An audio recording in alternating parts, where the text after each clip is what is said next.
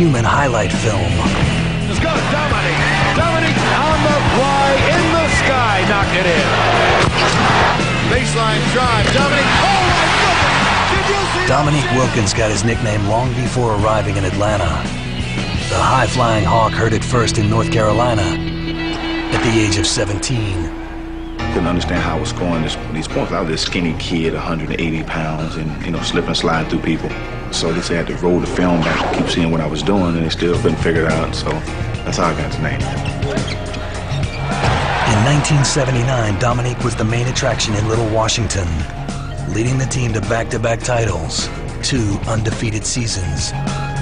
You could say he kind of jumped out at you because what an explosive leaper he was. Dominique landed in Athens, Georgia, with Coach Hugh Durham's Bulldogs.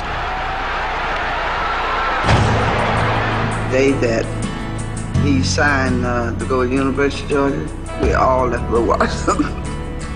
Me and all the other 7 kids.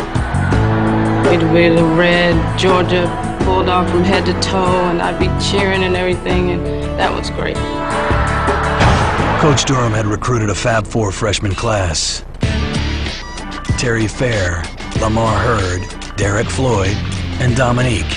the human highlight film, Georgia's all everything? I had to live up to that nickname, so I had to come in with a lot of confidence. Here, watch the stop by Dominique Wilkins. What a move by Wilkins! His dynamic play led to an early season double overtime win over 6th-ranked LSU and a national reputation.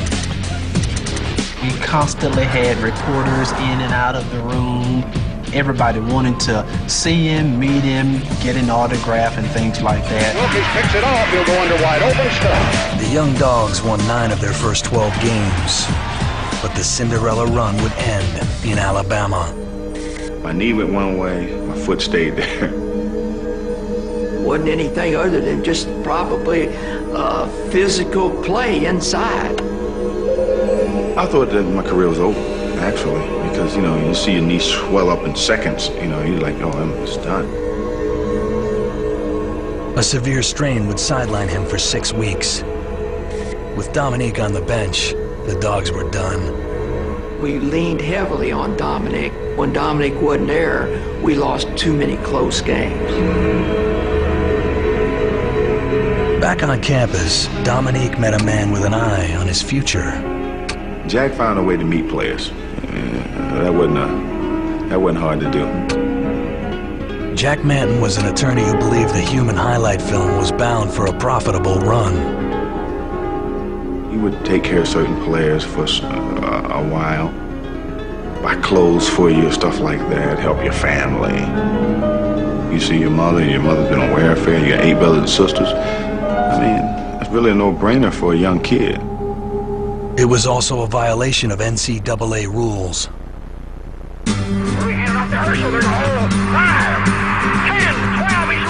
In the fall of 1980, Herschel Walker arrived in Athens like a freight train. The following spring, in Stegman Coliseum, Dominique reminded Georgia fans of the other game in town.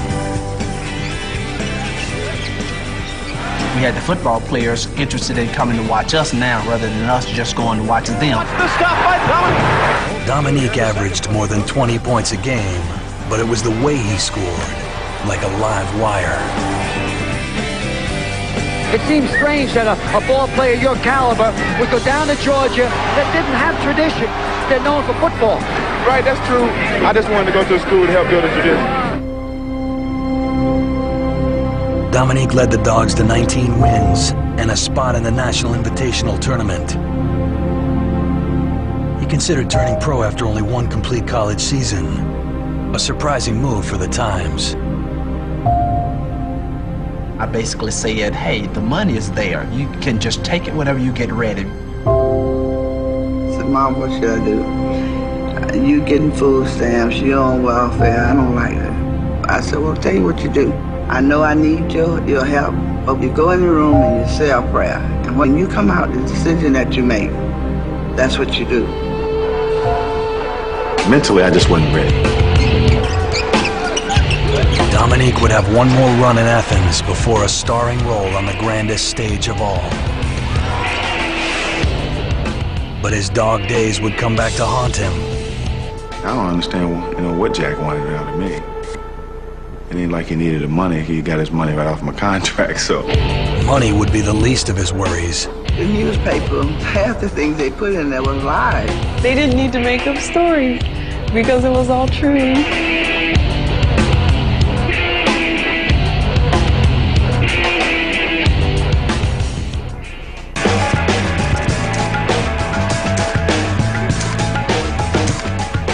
For more than a decade, Dominique Wilkins was the unofficial ambassador of Atlanta, Georgia. He meant a lot to Atlanta. He was basically the man, just like Ted Turner's the man here in Atlanta. He was the man here. Utah Jazz choose Dominique Wilkins. He was almost the man in Salt Lake City. Utah took him with the 3rd overall pick in 1982. But Ted Turner saw a potential gold mine in the former Georgia star. The media mogul gave the Jazz $1 million and 2 proven players, including veteran John Drew, for the rookie. Welcome to Atlanta. John Drew was one of the elder statesmen of the team. To get wind of, John Drew getting traded for a rookie, it almost blew us off our feet. The rookie made the deal seem like a steal.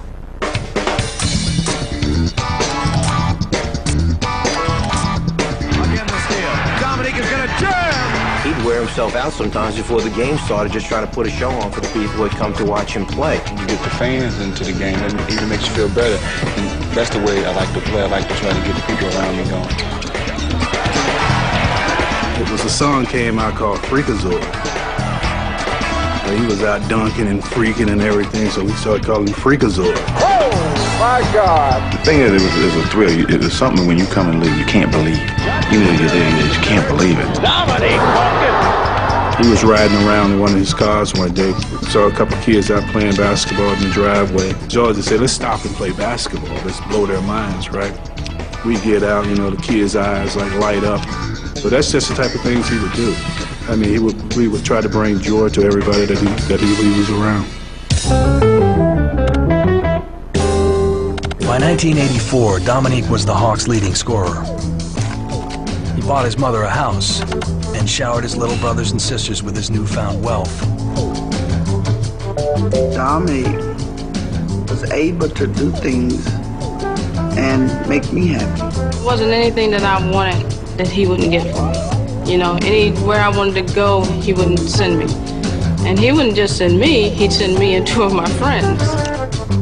His little brother Gerald followed him into the league in 1985. A guard for the Knicks, Gerald was workmanlike. Nothing like Dominique. Spun with the alley-oop to Nico. Just throw it up there. He was spectacular. I mean, just spectacular. The dunks, the explosions to the basket. Maybe he's just like thunder, like boom! Dominique ahead of the field! Dominique reached his biggest audience that year at the 2nd annual Slam Dunk competition. He faced off against a talented rookie named Michael Jordan.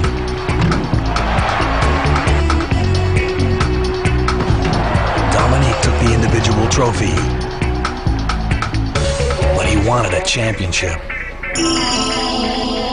I asked him, what do you think you can do for this team? And he said, I think I can score more and help us win more basketball games.